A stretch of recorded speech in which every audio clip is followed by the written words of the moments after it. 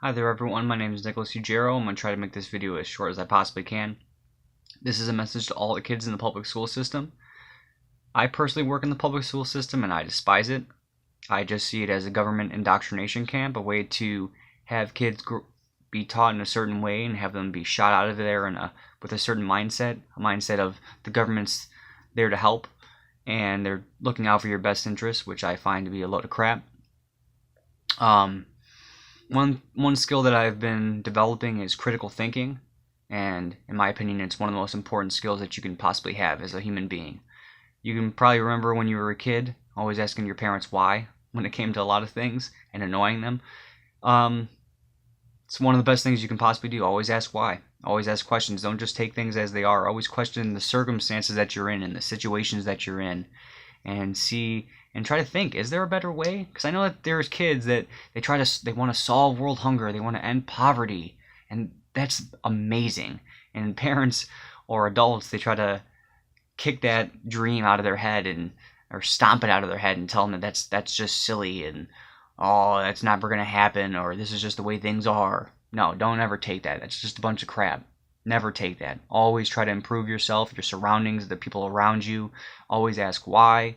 And when it comes to critical thinking, in terms of the public school system, don't just question what you are being taught, but question what you're not being taught.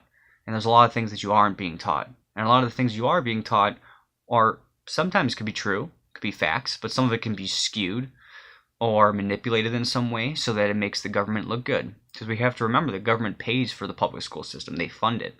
So if I was the funder of public schools, I wouldn't want to be looked at in a bad light. I would want to make sure that the curriculum is beneficial to me, makes me look good, and helps me maintain my power. Because if you think that the government's there to help you and that politics will save us, well then we're just going to keep voting. We're going to keep wishing that they're going to solve things, but it's already been proven that they can't. They can't solve anything. We still have poverty. We still have a bunch of people starving. We still have a bunch of crime. We still have all this war. They aren't solving the problems. They don't want to solve the problems. They want to keep them happening because then it makes us feel like we depend on them to solve it. Oh, please solve the problem. We just have to vote in the right people and then things will be better. No, it's just false. It's false. We have to try to work on things ourselves, try to improve ourselves first, and then try to help out other people. And so we have to remember that there's a lot of things that just aren't being taught. And when it comes to that, we can look at history. And when I was growing up, and even to this day, they still don't talk about any of this stuff. There is something called Operation Paperclip, which was a program that the U.S. did after World War II. We brought Nazi scientists and engineers and all these bright minds from Nazi Germany, and we gave them U.S. citizenship, if you can believe that. And we took all their information and all the stuff that they gathered from all the terrible things they did, and we ran with it. We continued it. So the Nazis never actually lost World War II. Of course, you're never going to hear that at school because they don't want you to learn that. Your history book, go through the whole history book. You're never going to learn that at all. It's not going to show it. And then we also have MKUltra, which was a program that the CIA did as well, where they scooped up civilians, innocent civilians off the street, and they performed experiments on them, a wide range of experiments. And I'm going to try to have links to all this stuff down below. And also, you also got to remember, I'm a student as well. I'm trying to learn as best I can. I don't know the ins and outs of all this stuff either. This is a process for me too. It's a long process. This is a lifelong process, knowledge. Trying to learn as much as you can. You only have one life. Try to learn as much as you can. You make better decisions based on what you know. And so the MKUltra thing really makes me sick to my stomach, and it's horrible. But it just shows you the government does not have your best interest at heart. They don't care. We're just a statistic to them. We're just a means to an end. Not just MKUltra, but we had Operation Northwoods, which was during the JFK presidency. The CIA was trying to come up with false flag situations. So a false flag is if we're an empire, which we are, and we want to attack another country, we can actually have one of our own ships, but with their flag on it. And this was back in the day when they used a lot of ships. But we would put the enemy flag on our ship and attack ourselves, which gave us a justification to attack them. And it would obviously rile up our population and give them a justification to go to war. And so they came up with a bunch of scenarios that they can do to have the United States population be okay with us going to Cuba and taking out the dictator there. And so they were planning on possibly bombing Florida or having a ship on the coastline get blown up and have a bunch of sailors, fake sailors, not even existing sailors, be killed and have fake funerals for them and weeping mothers and things like that, just to pull on the heartstrings of us, of the population. And so this just shows to the extent that they'll go to for war. And then that makes me question about 9/11. Because now we've been at war for 17 years in multiple countries and overthrowing dictators left and right. And we're still at war. It doesn't seem like it's ever going to end. We also had Operation Monarch, which was CIA people getting into the media and spouting off a bunch of talking points and propaganda. And that's a lot of stuff I had to look into too.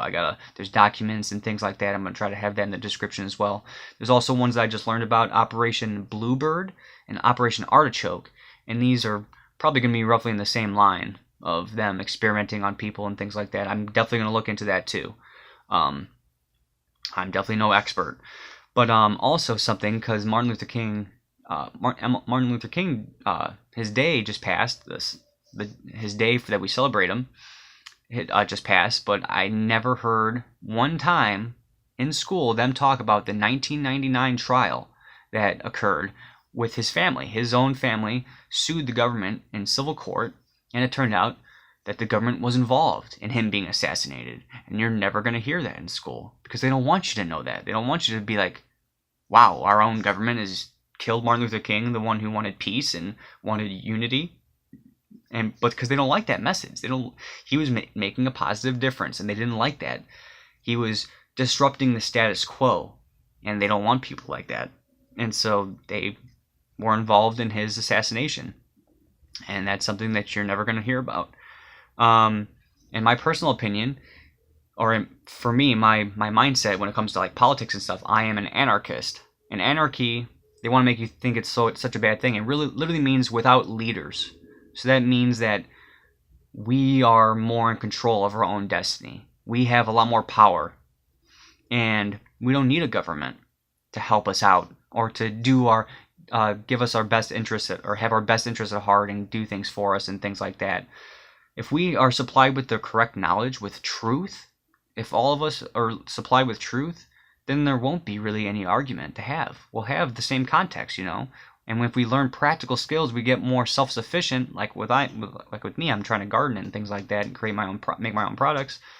The better off you're going to be. It's valuable skills. Decentralization is something I truly, truly believe in, and it brings more power to us, a lot more power to us, and that's something I truly believe in. Politics is literally divide and conquer. It's Republican versus Democrat, red versus blue, you versus them. It's just a way to split us off and have us continually fight amongst each other while things don't get solved. We don't solve the root problem. And so don't believe in politics. Don't believe that we just need to put the right people into office and then they'll magically fix everything. We have to do things on our own. We have to get our hands dirty. We have to work with our neighbors. We have to talk with people. We have to learn practical skills. We have to just communicate more and be more open. And like me personally, I'm opinion fluid, as you would say. I don't just have a rigid opinion of things or a rigid viewpoint of the world. I am willing to take in new information and change my opinion as I see fit, like based on new information. Like I've changed my whole life based on new information, so it would be kind of silly for me just to be stuck in place again. So being open to new ideas is always good. Always try to have a conversation instead of an argument and things like that. Another person you're never going to hear about in school is Nikola Tesla. You'll hear about Albert Einstein and him and his work and stuff like that to an extent, but you won't hear about Nikola Tesla because he had some inventions that would allow us to have free energy for all, and he wanted that. He wanted to have that technology freely open to people, to really empower us and give us more freedom, and that was something that was not looked at as a good thing by the government. And so, of course, you're never going to hear about him and his technologies and his inventions because they want you to think that the way we're living now is the best technology that we have, when it's not. We are very, very, very, very, very behind the times. We still are using gasoline, which is mind-boggling to me, as for our cars. We are living very, very outdated lives, so to speak. And it's really sad. The more you learn about technologies that are out there, it really makes you scratch your head and think, why? Why is this not being utilized right now? Why are we not living like this instead of like this? It's such a big difference. And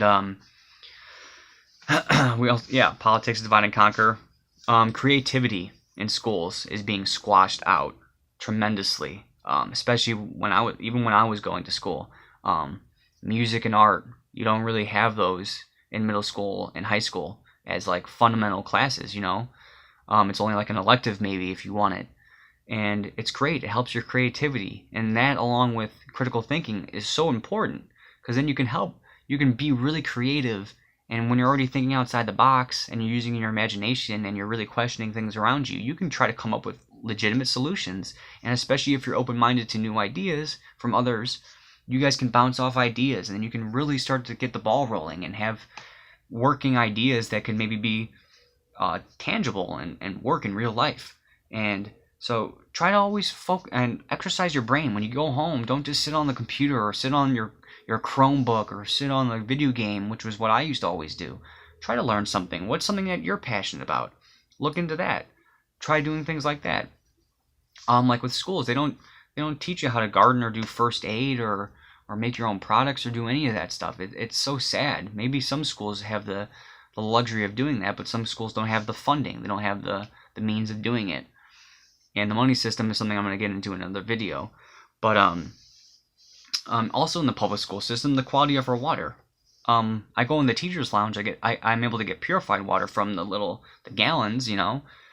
But then when I go out there, the kids just get the fountain water, which has fluoride, it's got chlorine, it's got heavy metals in it, and that's not good for you at all. It's not good for your, like, chlorine kills, it's to help kill the bacteria in the water, but it kills good bacteria just as well as it kills bad bacteria. And we have bacteria in our stomachs that helps us with our overall health. It helps us with breaking down food, and it's a good indicator of our overall well-being. And so drinking chlorine or water with chlorine in it, just that alone is horrific. So try your best to avoid either the fountains or your own water at home from the sinks. Try your best to avoid that. It really is terrible. I used to drink that stuff all the time. I had no idea. And so if you don't know about it, then you don't think to avoid it. And so that's one thing to be cognizant of, to be aware of. And then the crappy food. Some schools have it well off. They have some good quality food. But the school district I'm in, it's really a travesty, and I'm actually part of changing it throughout the 3 schools that are in the district. And it's really pathetic how terrible the food is, and how subpar it is, and how we just kind of accept it, and the kids eat it, and they actually think it's good. It's just because they're used to it. They're used to such crappy food. The lack of nutrients and things like that. And then the teachers in the public school system, they reward kids with chips, Takis, candy, hot Cheetos, all the fake crap that is not good for us. It turns out that artificial sweeteners, artificial flavors, all these processed foods, they actually increase anxiety, they increase depression, they make it where your learning gets impaired. It's harder for you to learn, it's harder for you to concentrate. You can get diabetes, you can get cancers. It's hard to focus. And if you want to be selfish about it, if you're in any sports like volleyball and basketball and things like that, you'll perform better if you eat better. The more whole foods you have and the less process is needed to have that food be edible for you, the better. You're going to perform better, you're going to feel better, you'll be focused, you'll be in a better mood.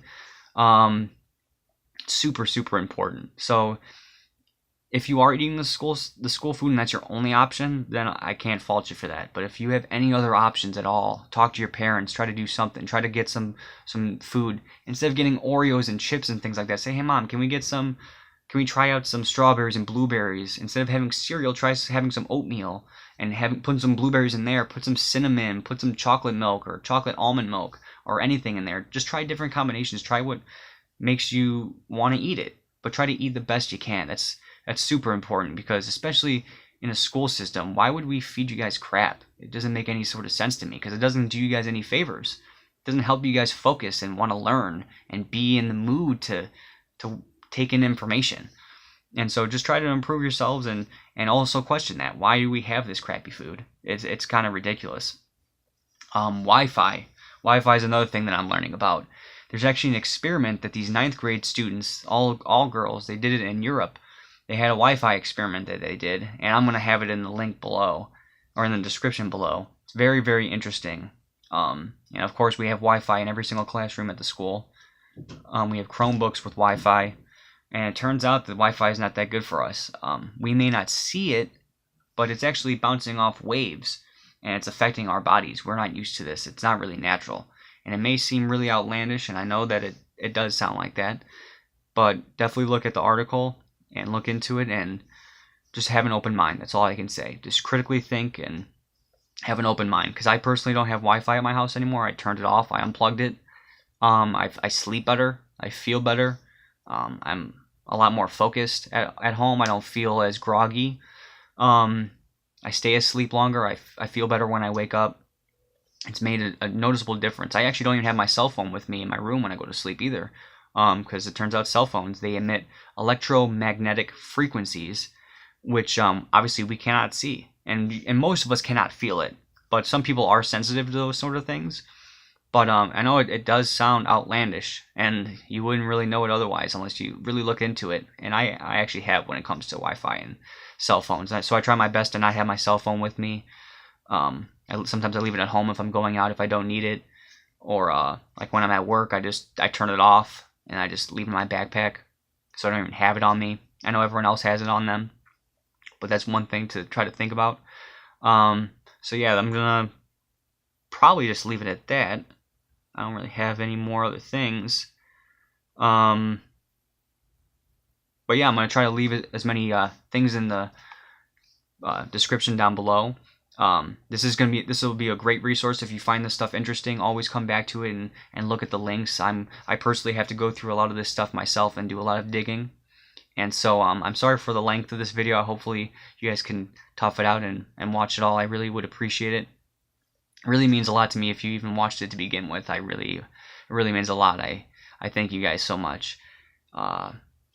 Take care, and I'm going to be posting some more videos soon, so I look forward to doing that. So take care.